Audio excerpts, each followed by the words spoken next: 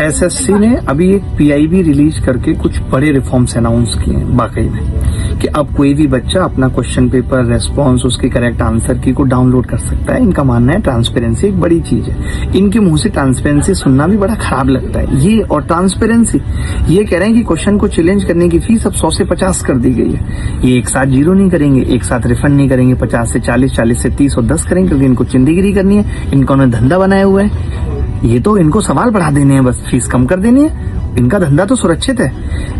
एक जो डीओपीटी में हमने बात कही थी, उसको इन्होंने लागू किया है कि हेल्पलाइन और ग्रीवेंस पोर्टल भी लॉन्च किया ताकि स्टूडेंट्स अपने इशू डायरेक्टली बता सकते हैं। सबसे इंपॉर्टेंट कि इन्होंने वो नॉर्मलाइजेशन फॉर्मूला अडॉप्ट कर लिया जिसमें ये इक्वली परसेंटेज लेंगे हर शिफ्ट से बच्चों का। एग्जाम इंटीग्रिटी के लिए ये कह रहे हैं कि डिजिटल वॉल, टैग, सेफगार्ड और सेंटर्स पे एक्शन लेने की बात कर रहे हैं, जो कि इनके मुंह से वो भी शोभा नहीं दे रही। एसएससी फेज में इतनी दिक्कतें थी, स्टेनो में इतनी दिक्कतें थी, अब फिर से सीजीएल का री एग्जाम होने लग रहा है 14-15 अक्टूबर से। उसमें कह रहे हैं कि 9 तारीख को हम सिटी बताएंगे आपको। इनका बस चले 14 की रात को सिटी बताएंगे, 9 को इसलिए बताएंगे, 9 को करवा चौथे है। कोई तरीका है ये?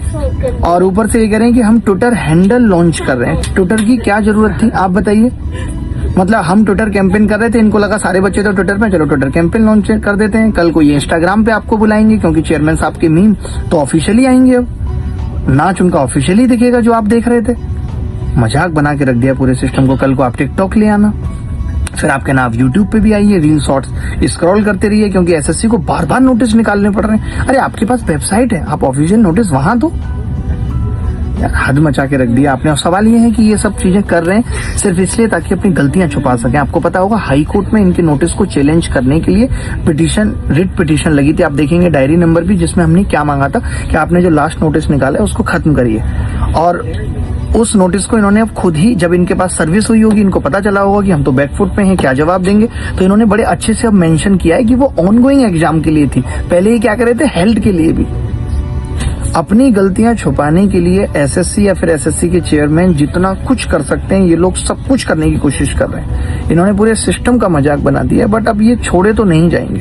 हर एक गलती का हिसाब होगा और ब्याज समेत वसूला जाएगा। कितनी जवानियां इन्होंने बेकार कर दी। एक बच्चा कितनी उम्मीदों के साथ तैयारी करने आता है, तैयारी के भंवर में कूदता है, सालों बिगाड़ता है, और उसकी कई सालों की मेहनत कुछ एक सेकंड में खराब कर देते हैं, खराब सेंटर्स दे करके, खराब कंप्यूटर दे करके।